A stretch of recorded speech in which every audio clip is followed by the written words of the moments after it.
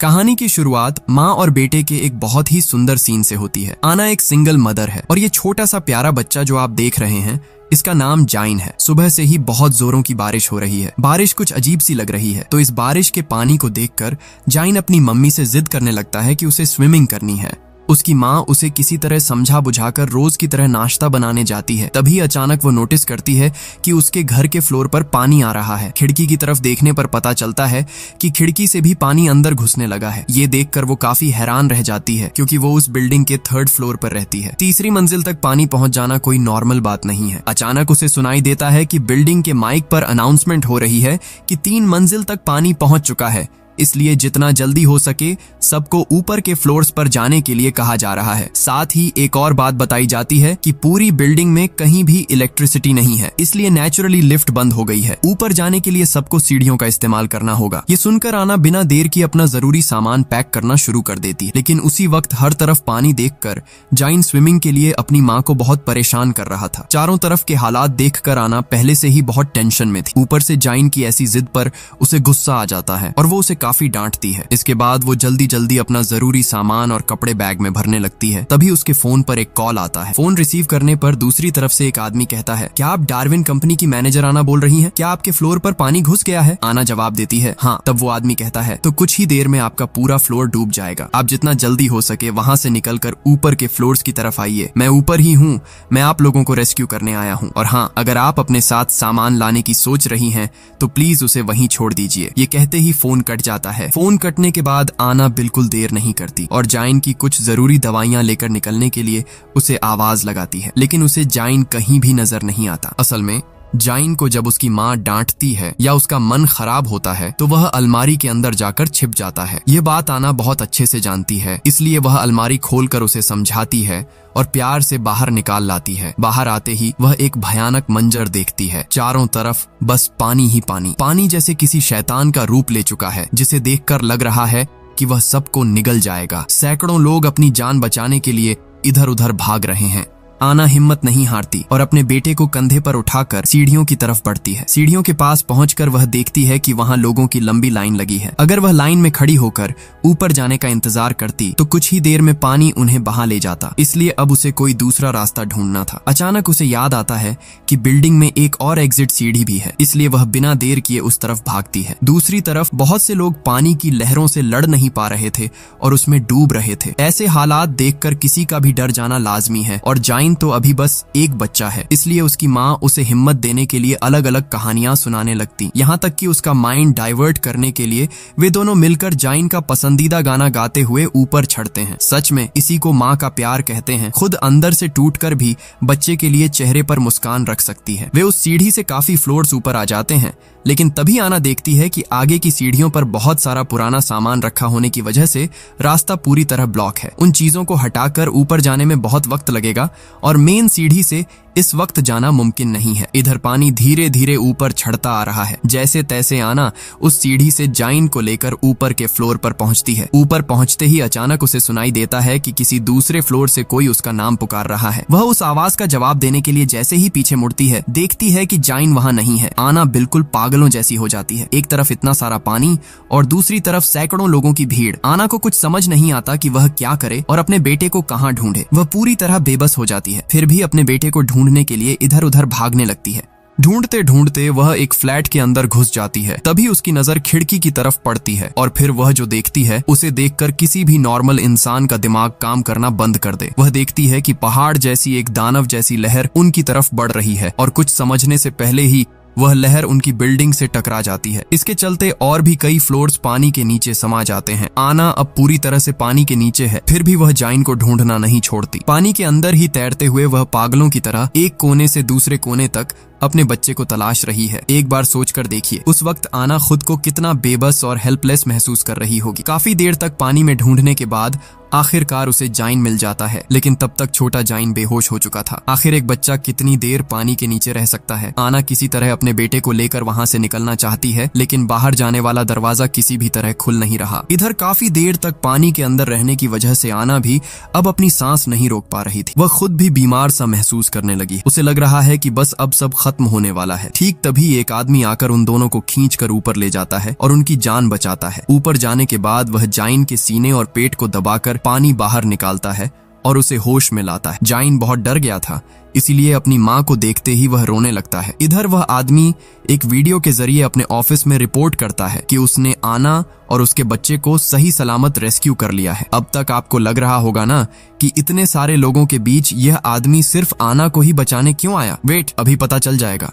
जब आना उस आदमी से उसकी पहचान पूछती है तो वह बताता है कि उसे डार्विन कंपनी ने भेजा है। वह उस कंपनी की सिक्योरिटी टीम का हिस्सा है और उसका नाम हीजो है। इसके बाद जब हीजो उन्हें लेकर ऊपर की तरफ जा रहा था तब आना उससे पूछती है, बाहर का पानी इतना नमकीन क्यों है? मुझे तो लगता है कि यह कोई मामूली बारिश नहीं है। तब हीजो उसे बताता है कि बारिश तो नॉर्मल है, लेकिन यहाँ जो बाढ़ आई है वह समंदर का पानी है। असल में अंटार्कटिका में एक उल्का पिंड गिरा है जिसकी वजह से सारी बर्फ पिघल गई है और यह बाढ़ आई है। आना पूछती है, क्या इस बारे में वैज्ञानिकों को कुछ नहीं पता था? हीजो बताता है कि साइंटिस्ट्स को सब कुछ पहले से पता था, लेकिन उनके पास इस सिचुएशन को संभालने का कोई रास्ता नहीं था। इसीलिए वे बेकार में लोगों को बताकर अफरा तफरी या डर का माहौल नहीं बनाना चाहते थे। और हाँ, आज शायद इस दुनिया का आखिरी दिन हो सकता है, सब कुछ पूरी तरह खत्म हो जाएगा। हीजो की बातें सुनकर आना परेशान हो जाती है और पूछती है, अगर दुनिया खत्म ही होने वाली है तो आखिर हम जा कहाँ रहे हैं? हीजो आना से कहता है, आप भले ही खुद को डार्विन कंपनी की एक मामूली मैनेजर समझती हो, लेकिन आप कोई साधारण इंसान नहीं है। आपकी कंपनी में एआई के लिए जो इमोशन इंजन तैयार किया जाता है उसे सिर्फ आप और आपके बॉस ही बना सकते हैं। सुबह से आपके बॉस और उनकी बेटी का कहीं पता नहीं है, शायद वे अब तक पानी में डूब चुके होंगे। इसलिए अब हमारी आखिरी उम्मीद सिर्फ आप हैं। हमने ऑलरेडी लैबोरेटरी में इंसानी शरीर तैयार कर लिए हैं, लेकिन उस बॉडी में इमोशन सिर्फ आप ही डाल सकती हैं। क्योंकि आज दुनिया के सभी लोग मारे जाएंगे, इसलिए दोबारा धरती पर इंसान बसाने के लिए भी हमें आपकी जरूरत है। इसीलिए आपको ले जाने के लिए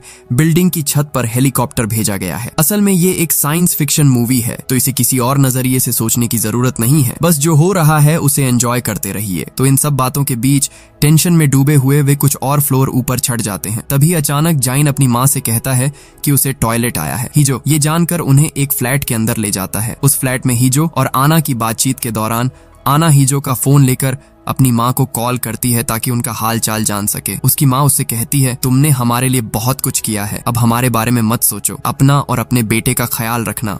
ये बात बोलते ही फोन के दूसरी तरफ से एक जोरदार लहर की आवाज आती है और लाइन कट जाती है। आना को समझते देर नहीं लगती कि उसने अपने मम्मी पापा को हमेशा के लिए खो दिया है। उसे बहुत दुख होता है, लेकिन फिर भी वह खुद को शांत रखने की कोशिश करती है, क्योंकि इस वक्त टूटने से काम नहीं चलेगा। वह पूरी दुनिया के साथ साथ अपने बच्चे को बचाने की जंग लड़ रही है। तभी आना और हीजो नोटिस करते हैं कि फ्लैट की गैस पाइप लीक हो गई है। एक और नए खतरे को भांपते हुए आना जाइन को गोद में लेती है और वे तीनों वहां से निकल पड़ते हैं। लेकिन बाहर इससे भी बड़ी तबाही उनका इंतजार कर रही थी, जिसका उन्हें अंदाजा भी नहीं था। एक तरफ बिल्डिंग के चारों ओर पानी ही पानी और आंखों के सामने डूबते हुए सैकड़ों लोग, दूसरी तरफ वे जिस ओर जाने की कोशिश कर रहे थे वहीं गैस लीकेज की वजह से बड़े बड़े धमाके हो रहे थे। ये नजारा किसी कयामत से कम नहीं था। कोई और रास्ता न देखकर हीजो सीढ़ियों से ऊपर जाने की उम्मीद छोड़ देता है और बालकनी के सहारे ऊपर चढ़ जाता है। ऊपर पहुंचकर हीजो आना से कहता है, आप अपने बेटे को मुझे पकड़ा दीजिए। आना अपने बच्चे की जान बचाने के लिए उसे हीजो की तरफ बढ़ाने की कोशिश करती है, लेकिन डरा हुआ छोटा जाइन अपनी माँ को छोड़कर किसी और के पास जाने को तैयार नहीं था। काफी मशक्कत के बाद वह जाइन को हीजो तक पहुंचा तो देती है, पर खुद को संभाल नहीं पाती। उसका पैर फिसलता है और वह सीधे नीचे गहरे पानी में जा गिरती है, लेकिन इस बार भी वह हार नहीं मानती। किसी तरह तैरकर वह फिर से एक फ्लोर पर पहुंच जाती है। जब वह उस फ्लोर से ऊपर जाने की कोशिश कर रही थी तभी उसे लिफ्ट के अंदर से एक बच्चे के रोने की आवाज आती है। वह लिफ्ट के पास जाती है तो देखती है कि लिफ्ट बंद पड़ी है। इसी बीच उसकी नजर दो आदमियों पर पड़ती है जो इस मुसीबत का फायदा उठाकर अपार्टमेंट्स में चोरियां कर रहे हैं। क्या अजीब हालत है जहां लोग जिंदगी और मौत के बीच लड़ रहे हैं। खैर, आना लिफ्ट में फंसे बच्चे को बचाने की बहुत कोशिश करती है, लेकिन तभी एक और तेज लहर आकर उसकी सारी कोशिशों पर पानी फेर देती है। ऐसे हालात में अचानक उसकी आंखों के सामने उस काली रात की यादें ताजा हो जाती हैं, जब वह जाइन और उसका पति कार एक्सीडेंट की वजह से पानी में डूब गए थे। उस दिन वह जाइन को तो बचा पाई थी, पर अपनी आंखों के सामने अपने पति को खत्म होते देखा था। कैसी किस्मत है। उस रात भी पानी था और आज भी वह पानी के नीचे है और जाइन खतरे में। अपने बच्चे के बारे में सोचकर वह फिर से ऊपर के फ्लोर्स की तरफ चढ़ना शुरू कर देती है। इस तरह वह 18वें फ्लोर तक पहुंच जाती है, लेकिन उसे जाना है बिल्डिंग के 30वें फ्लोर पर। तभी हीजो उसके सामने आता है और बताता है कि जाइन बहुत बीमार हो गया है। यह सुनकर आना पागलों की तरह अपने बेटे की तरफ भागती है। असल में जाइन का शुगर लेवल गिर गया है। आना को कुछ समझ नहीं आ रहा कि वह क्या करे। उसका दिमाग काम करना बंद कर देता है क्योंकि खुद को और बच्चे को बचाने के चक्कर में वह काफी पहले ही पानी के नीचे जाइन की दवाइयां खो चुकी है। आना जाइन को लेकर भागने लगती है। तभी हीजो पीछे से जो कहता है वह पूरी कहानी का रुख ही बदल देता है। वह कहता है, आप इतनी पागल क्यों हो रही हैं? जाइन को लेकर इतनी चिंता करने की क्या जरूरत है? आप तो जब चाहें जाइन की एक कॉपी बना सकती हैं। उसके सारे इमोशंस आपके पास हैं, उसके पूरे ब्रेन का बैकअप भी आपके पास है। अब खामखा इसके पीछे वक्त बर्बाद करने से हमें कोई फायदा नहीं है। एक तरफ बच्चे की यह हालत और दूसरी तरफ हीजो की ऐसी अजीब बातें सुनकर आना को बहुत गुस्सा आता है। वह भागते हुए अपने बेटे को लेकर एक फ्लैट में जाती है। जैसे तैसे कुछ चीजों को मिलाकर एक दवाई तैयार करती है और जाइन को पिलाती है, जिससे थोड़ी देर में जाइन की हालत सुधरने लगती है। मूवी के इस सीन में हम देखते हैं कि जब आना जाइन के कपड़े साफ कर रही होती है तो उसे अचानक बाहर धूप चमकती हुई दिखती है। यह देखकर वह मन ही मन बहुत खुश होती है और उसके मन में उम्मीद की किरण जगती है। वह हीजो से कहती है, देखो देखो धूप निकल आई है, शायद अब सारा खतरा टल गया है ना? सब कुछ पहले जैसा हो जाएगा। लेकिन हीजो इस बात पर कुछ नहीं कहता। वह आना को जो बताता है उससे उसका दिल फिर से टूटकर बिखर जाता है। हीजो कहता है, मैं तुम्हें एक बात बताना भूल गया था, हमारा प्लान बदल गया है। फिलहाल अंतरिक्ष में जो हमारा रिसर्च सेंटर है वहाँ जाइन को नहीं ले जाया जा सकता। आना गुस्से और दुख में कहती है, तुमने यह बात जानबूझकर मुझसे छिपाई क्योंकि तुम जानते थे कि अगर मुझे यह पहले पता चल जाता तो मैं तुम्हारे साथ कभी नहीं आती। इन बातों के बीच सूरज फिर से डूब जाता है और हर तरफ अंधेरा छाने लगता है। तभी उनकी नजर एक विशाल लहर पर पड़ती है जो उनकी तरफ बढ़ रही थी। उस लहर से बचने के लिए वे पूरी जान लगाकर भागने लगते हैं, लेकिन वह राक्षस जैसी लहर कुछ ही पलों में और भी कई फ्लोर्स को डुबो देती है। किसी तरह वे तीनों ऊपर की मंजिलों तक पहुंचते हैं। वहां आना देखती है कि एक प्रेग्नेंट औरत लेबर पेन से तड़प रही है। वह औरत और उसका पति आना से मदद मांगते हैं, लेकिन आना मजबूर है। वह इस वक्त किसी भी तरह उनकी मदद नहीं कर सकती। जब वह जाइन को लेकर ऊपर जा रही थी तब जाइन पूछता है, मम्मी उस आंटी को क्या हुआ है? वह ऐसे क्यों रो रही हैं? छोटे से जाइन के इस सवाल पर उसकी माँ कहती है, वह आंटी माँ बनने वाली हैं, इसलिए उन्हें दर्द हो रहा है। तब जाइन पूछता है, मम्मी जब मैं हुआ था तब क्या आपको भी ऐसा ही दर्द हुआ था? बच्चे का यह मासूम सवाल आना के सीने में तीर की तरह चुभता है। उसे बहुत दुख होता है और वह हीजो के पास जाकर फूट फूट कर रोने लगती है। वह गिड़गिड़ाते हुए उससे विनती करती है, प्लीज मैं तुम्हारे पैर पड़ती हूँ, मेरे बच्चे को मेरे साथ ले चलो, मैं तुम्हारे हर काम में मदद करूंगी, बस उसे मेरे साथ रहने दो। इतना छोटा बच्चा मेरे बिना कैसे रहेगा? मैं उसके बिना नहीं जी पाऊंगी। ये सुनकर हीजो कहता है, मैं कुछ नहीं कर सकता, मुझे जो ऑर्डर मिला है मुझे वही करना होगा। यह कहकर वह छत पर चला जाता है जहां वह देखता है कि रेस्क्यू टीम पहले से ही पहुंच चुकी है। वहां जाकर आना को पता चलता है कि उसे जहां ले जाने की बात कही गई थी वह पूरी तरह झूठ था। रेस्क्यू टीम के लोग आना से जाइन को छीन लेते हैं। आना बहुत मिन्नतें करती है, गिड़गिड़ाती है, पर कोई फायदा नहीं होता। इसके बाद अचानक रेस्क्यू टीम के 2 लोग हीजो को गोली मार देते हैं और तब टीम का लीडर एक अजीब सी बात कहता है। वह कहता है कि आना के अलावा यहाँ मौजूद हर इंसान मारा जाएगा। आना अब समझ जाती है कि अब उसके हाथ में कुछ नहीं है, इसीलिए वह आखिरी बार जाइन को गले लगाकर प्यार करती है। अब सवाल ये है कि उन्होंने जाइन को क्यों रोक रखा है और आना को कहाँ ले जाया जा रहा है। कुछ ही देर में आना स्पेस की तरफ अपनी यात्रा शुरू कर देती है। मूवी में दिखाया जाता है कि पूरा शहर पानी में डूब रहा है और ठीक उसी समय किसी ग्रह के टूटे हुए हिस्से आना के रॉकेट की तरफ तेजी से आ रहे हैं। मूवी के इसी सीन में हमारे सामने आता है सबसे बड़ा असली ट्विस्ट। हम देखते हैं कि आना अपने उसी अपार्टमेंट में सोकर उठ रही है। बाहर सिर्फ पानी ही पानी है। मतलब ये वही सीन है जो हमने मूवी के पहले सीन में देखा था। मुझे पता है आपके मन में बहुत सारे सवाल आ गए होंगे। ऐसा लग रहा होगा कि सब कुछ सिर के ऊपर से जा रहा है ना? थोड़ा सब्र रखिए, मैं सब क्लियर कर दूंगा। तो नींद खुलने के बाद आना देखती है कि उसके पूरे घर में पानी घुस गया है। सिक्योरिटी रूम से अनाउंसमेंट हो रही है कि जल्दी ऊपर के फ्लोर्स पर जाए। ठीक तभी आना के फोन पर हीजो का कॉल आता है। हीजो उसे छत पर आने को कहता है क्योंकि उनके लिए हेलीकॉप्टर इंतजार कर रहा है और आज वे जाइन को भी साथ ले जाएंगे। जब वह फोन पर बात कर रही थी तब जाइन बार बार अपनी माँ को कुछ दिखाने की कोशिश कर रहा था। वह कह रहा था कि उसने सपने में कुछ देखा है और जो देखा है उसकी फोटो बनाई है, लेकिन इतनी जल्दबाजी में आना उस पर ध्यान नहीं देती। वह फटाफट बाहर निकलने की तैयारी करती। पिछले बार की तरह आज भी जाइन बाहर निकलने से पहले अलमारी में छिप गया था। उसकी माँ उसे ढूंढ निकालती है और कहती है कि वह अब से अपनी माँ की सारी बात माने और अगर कोई उसे अपने साथ ले जाना चाहे तो वह न जाए। लेकिन तभी जाइन अपनी माँ से एक अजीब सवाल करता है। वह पूछता है, मम्मी काफी दिनों से मेरी उम्र 6 साल ही क्यों है? मेरी उम्र बढ़ क्यों नहीं रही? हर रोज मेरी उम्र 6 साल ही क्यों रहती है? आना को इन बातों का कोई सिर पैर समझ नहीं आता, इसलिए वह बिना देर किए जाइन को कंधे पर उठाकर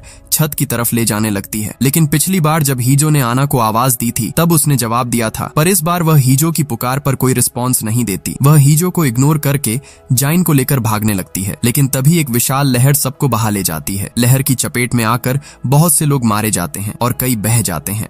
आना और जाइन पानी में डूब तो जाते हैं, पर किसी तरह फिर से ऊपर आ जाते हैं, लेकिन ऊपर आकर वह जाइन को खो देती है। जाइन को न पाकर आना उसे पागलों की तरह ढूंढने लगती है। उसे लगता है कि शायद जाइन पानी में गिर गया है, इसलिए वह पानी के अंदर उसे तलाशने लगती है। जब आना जाइन को ढूंढ रही थी, तभी एक तैरती हुई कार आकर उसे जोर से टक्कर मारती है। अगले सीन में हम देखते हैं कि हीजो आना को रेस्क्यू कर रहा है, लेकिन यहाँ एक गौर करने वाली बात यह है कि पिछली बार आना की टी शर्ट पर 491 लिखा था और अब वह बदल कर 787 हो गया है। जब आना दोबारा जाइन को ढूंढने जाना चाहती है तो हीजो उसे एक फोटो दिखाकर कहता है कि जाइन ऊपर के फ्लोर पर है। आना को समझ नहीं आ रहा कि जाइन उससे इस तरह भाग क्यों रहा है, जबकि वह तो अपनी माँ के बिना कुछ जानता ही नहीं। इधर हीजो जाइन को ढूंढने से रोकता है तो आना को बहुत गुस्सा आता है। वह हीजो से बंदूक छीन लेती है, लेकिन तभी अपार्टमेंट में गैस लीकेज की वजह से ब्लास्ट हो जाता है। इस धमाके में आना जख्मी हो जाती है, पर इसके तुरंत बाद हम देखते हैं कि हीजो ने आना को फिर से बचा लिया है, लेकिन अब उसकी टी शर्ट पर एक 931 की जगह लिखा हुआ है। आना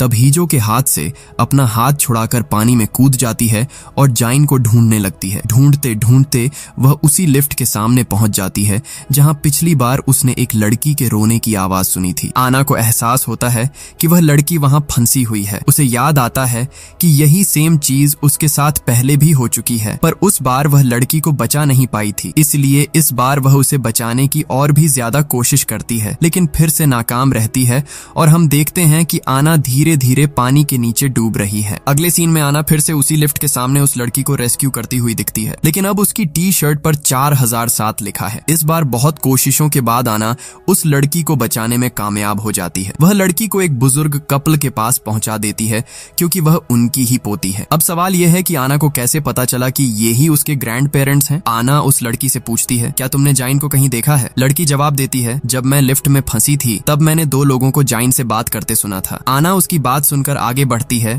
तो उसे वही 2 लड़के मिलते हैं जो चोरी कर रहे थे।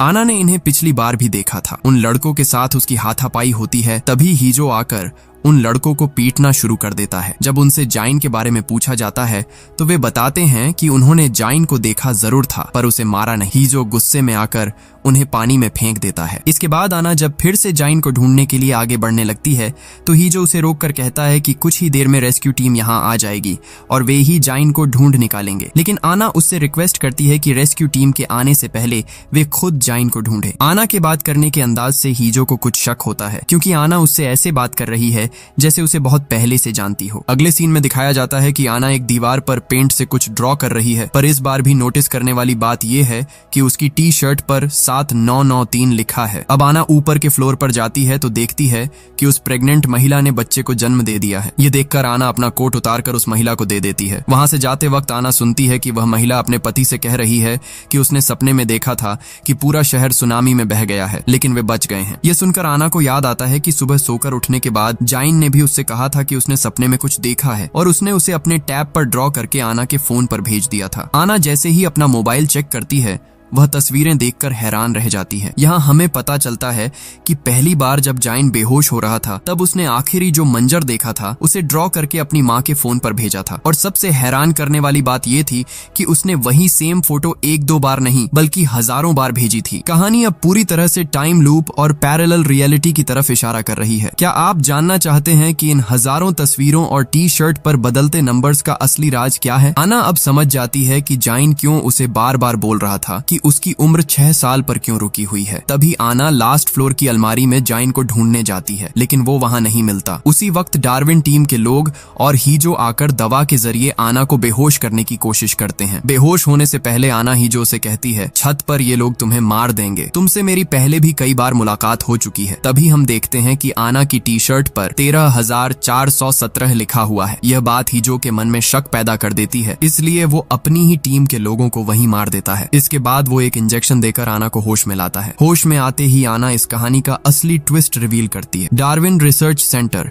काफी समय से सिंथेटिक ह्यूमन बॉडी बनाने के सीक्रेट प्रोजेक्ट पर काम कर रहा था। वे 3D मॉडल के जरिए ऐसी बॉडीज बनाते हैं जो इंसानों की तरह सब कुछ कर सकती हैं, यहाँ तक कि बच्चे को जन्म देना भी। लेकिन प्रॉब्लम ये थी कि उनके अंदर गुस्सा, दुख या प्यार जैसे कोई इमोशंस नहीं थे। इसलिए आना और उसके बॉस ने इमोशन इंजन पर काम शुरू किया था। इसके लिए 2 चीजों की जरूरत थी, एक टेस्ट सब्जेक्ट और दूसरा टेस्ट सैंपल, क्योंकि एक इंसान का दूसरे इंसान के प्रति प्यार और जिम्मेदारी से ही इमोशन पैदा होता है। इसलिए उन्होंने 2 आर्टिफिशियल बॉडीज बनाई। उन दोनों में से एक जाइन है। इसका मतलब है कि जाइन कोई इंसान नहीं बल्कि एक सिंथेटिक ह्यूमन बॉडी है और आना उसकी बायोलॉजिकल माँ नहीं है। इसीलिए उस दिन जब जाइन ने प्रेग्नेंट औरत को देखकर आना से पूछा था कि क्या उसे जन्म देते वक्त आना को भी इतना ही दर्द हुआ था, तब आना उस सवाल का कोई जवाब नहीं दे पाई, क्योंकि उसने सच में जाइन को जन्म नहीं दिया था। शुरुआत में आना जाइन की ज्यादा परवाह नहीं करती थी, यहाँ तक कि अपने पति की मौत के बाद वो जाइन पर टेस्ट पूरा किए बिना ही उसे डार्विन सेंटर वापस करना चाहती थी, क्योंकि जाइन को बचाने के चक्कर में ही उसने अपने पति को हमेशा के लिए खो दिया था। उनका काम बस एक तय समय तक इन टेस्ट्स के जरिए डेटा कलेक्ट करना था और फिर उसे रिसर्च सेंटर भेजना था। उनका प्लान था कि इसी डेटा से वे इमोशन इंजन को प्रमोट करेंगे और बाद में उस AI इमोशन को सिंथेटिक बॉडीज में इस्तेमाल करेंगे। लेकिन पूरा काम खत्म होने से पहले ही उन्हें पता चला कि अंटार्कटिका में एक विशाल एस्टेरॉयड टकराने वाला है। इसकी वजह से पूरी दुनिया में एक महासुनामी आएगी जो मानव जाति का नामो निशान मिटा देगी। समय कम होने की वजह से डार्विन लैब से जाइन का डेटा कलेक्ट करने के लिए लोग भेजे जाते हैं और रिसर्च के लिए आना को भी उनके साथ जाना पड़ता है। लेकिन जाने के वक्त जब उनका स्पेसशिप एस्टेरॉयड के टुकड़े से टकराकर तबाह हो जाता है तो आना बुरी तरह जख्मी हो जाती है। मौत को करीब देखकर आना एक बड़ा फैसला लेती है। चूंकि टेस्ट सैंपल तो मिल चुका था लेकिन टेस्ट सब्जेक्ट नहीं मिला था, इसलिए वो खुद एक माँ के तौर पर इस एक्सपेरिमेंट का टेस्ट सब्जेक्ट बनने के लिए तैयार हो जाती है।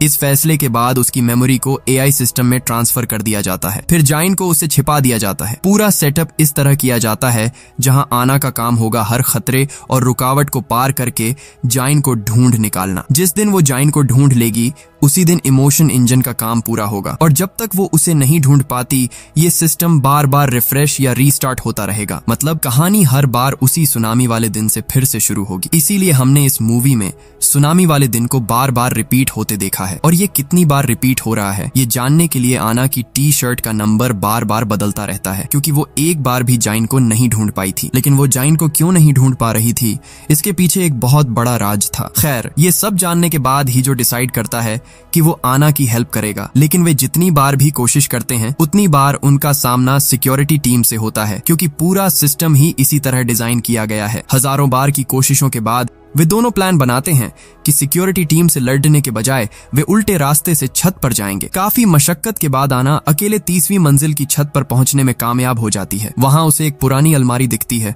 और इसी अलमारी के अंदर जाइन अपनी माँ का इंतजार कर रहा था। आना अपनी गलती मानती है और पिछली बार जाइन को छोड़कर जाने के लिए माफी मांगती है, लेकिन जाइन उसे बताता है कि आना ने उसे कभी छोड़ा ही नहीं था। दरअसल हेलीकॉप्टर पर चढ़ते वक्त आना ने उसके कान में कहा था कि वो इस अलमारी में छिपकर उसका इंतजार करे। इसीलिए सिस्टम जितनी बार रीस्टार्ट हुआ जाइन हर बार यहीं आकर छिप जाता था। तभी वहां सिक्योरिटी टीम पहुंच जाती है और दूसरी तरफ से एक बहुत बड़ी लहर उनकी ओर बढ़ती दिखती है। आना जाइन को पानी में कूदने के लिए कहती है और खुद टीम के लोगों से लड़ी-डी-डी-एचने लगती है। काफी देर लड़ी-डी-डी-एचने के बाद वो भी पानी में छलांग लगा देती। हम देखते हैं कि पानी के अंदर एक माँ अपनी पूरी जान लगा रही है ताकि वो अपने बच्चे को बचा सके। सच में माँ का एहसास ही कुछ अलग होता है। फिर चाहे वो सिंथेटिक बॉडी हो या हार्ड मांस का शरीर, जाइन ने अपनी जिंदगी में पहला शब्द माँ ही बोला था। अचानक एक लहर उनसे टकराती है, लेकिन माँ और बेटा मरते नहीं हैं, बल्कि AI इमोशन इंजन कंप्लीट हो जाता है। इसके बाद सुनामी रुक जाती है और यहीं पर ये मूवी खत्म हो जाती है।